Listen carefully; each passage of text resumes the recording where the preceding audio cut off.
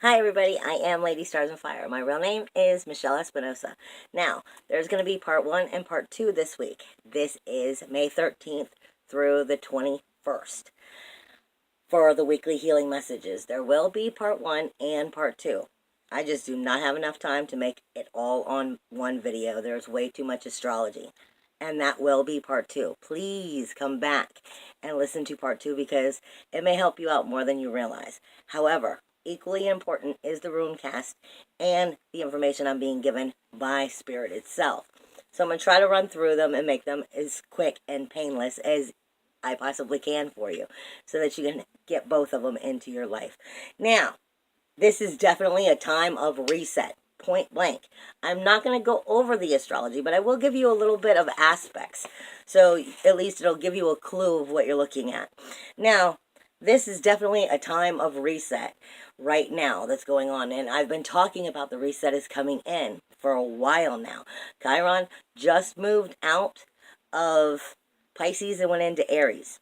The end of a cycle and a beginning of a cycle. However, the full reset won't finish taking place because it will reevaluate again in July, because that's when Chiron will step back eventually into Pisces again. So we'll go back into that 12th house and reevaluate what you're learning between now and then.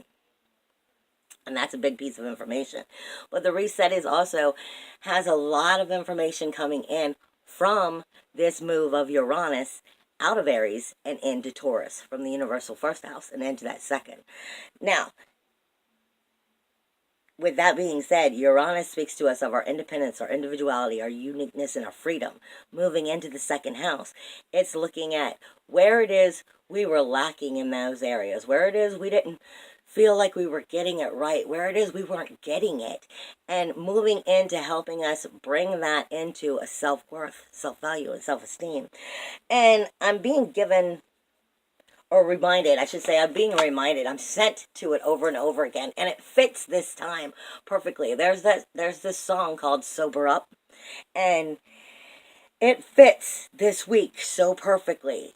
I couldn't have put it in better words myself. It's like, it says, won't you help me sober up? All the big kids, they are drunk, and I want to feel something again. I just want to feel something again. So how's it go again? That's kind of the energy that's going to be coming in this week. And it has a lot to do with that movement with Uranus. But there's also other planets going to be moving, and I'll tell you about that in a minute. But I am being told by Spirit that you need to judge the light. It's up to you to judge the light that is surrounding you, that is part of your life. And don't misunderstand and think all light is white, or all light is pure and perfect. No. There are many shades of light. Even a rainbow has many shades of light. It's up to you to judge the light. And are you seeing the rainbow in the fog too far away to barely even see it? Or is it bright and vibrant? It's up to you to judge the light that's within your life. And that brings us right back to that song. My favorite color is you. You're vibrating at my frequency. How are you ever going to manifest and bring into your life the frequency that you want if you can't rise to that same frequency? This all has to do with judging the light. Honestly, purely and truly. Take the emotion out that gets you stuck in ego and see it for what it is. Then reset and start moving in the right direction. Now, with that being said also, I am being given Camel from the Hebrew letters. Because I'm also often given Camel. I'm often given Hebrew alphabet as an information to give you all in the healing messages. But the Camel makes sense because it actually, it makes so much sense for what's going on right now. The Camel speaks to us of both the reward and the punishment. Sometimes we are on the right track, and so forth, we get to see the rewards. We're fruitful within the rewards because we're on the right path. We're getting it right. We're learning our soulfulness. We're moving forward. But sometimes the punishment leads you to the very same thing that the reward did. See, the Camel speaks to us of having free will to choose between good and evil, right and wrong, positive and negative. And are we choosing wisely?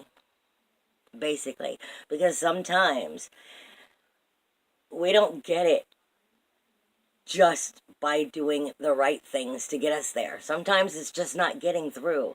And the punishment isn't necessarily to hurt you, because so many people are feeling so many things coming in. Some of these people right now have been on their right path and have really been working their stuff and are feeling the rewards, and great for you.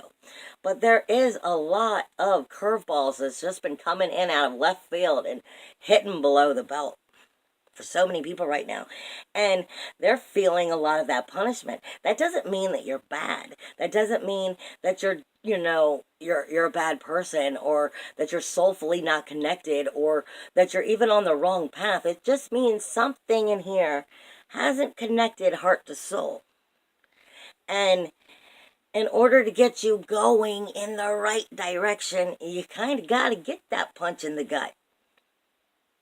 Therefore, the punishment will start to lead you towards the right path. But free will is the kicker there. That's up to you to judge the light as to what path to take. Do you understand? Now, with that being said, the Camel also speaks to us of the camel as a spirit guide. So that helps us move in another direction too, because you could always look for the camel, because it usually deals with sacrifice and commitment that you must take for survival also. And I'm being told by Spirit a lot, don't let me down. Don't let me down. Don't you let me down. But I'm hearing it that way. But I think what we're supposed to be hearing is, don't let yourself down. You know what you need, not necessarily what you want. You know what you need. Go after what you need. Because without getting what you need, how are you going to start to move forward and find that self-worth, self-value, and self-esteem as we move forward to positively make that come into our life? I am also being told by Spirit we are definitely in the south direction this week. It is a very emotionally sensitive week, but it is passion, aggression, action, and fire. So that leads us to aggressive passion. And aggressive passion can be positive, and it can be negative. Again, your reward and your punishment, the Camel. What are you letting drive that passion? Because that's important this week, as to if your reset is taking place well or not, or if it's going to have to really come and kick you in the butt when Chiron goes retrograde in July. Okay, with that being said, our runes for this week is Jebo, Kenez, Jera, and Lagoose. Lagoose speaks to us of our sensitivities, of the inner waters of our sensitivities, the depths of what we don't even know exists within us. And it's about release, surrender, and let go. Jera speaks to us of returning energies, but it also speaks to us of the harvest itself and patience. Kenez speaks to us of our inner fire, our manifestation, our character. It is the start button, it is the go button, but it also deals with passion and energy such as sex, because it is a fire element. And it can also deal with your children, because your children are of you. They are of your heart and soul. They are of your body. They are part of you. So therefore, they are also your fire. And Jebo reminds us of the gifting price, which is hospitality or feeling victimized, basically. Because I know I don't have a whole lot of time on my video, but I'm having problems with my phone. It speaks to us of hospitality and generosity, or of feeling a hostage. If you're feeling a hostage, that's because something's out of balance. It cannot be all give or all take. It must be both. And without positive give and take, you will feel like a hostage. So we are being reminded of the very powerful gift that life is, and its gifting price. the give and take. Are you all giving? Are you all taking? Are you in a balance? Because without it, that passionate, aggressive fire energy might take you in the wrong direction this week. I love you. Oh, and one last thing before I go any further. I said that I would tell you some of the aspects this week. Venus is moving into Cancer on the 19th, which is Saturday.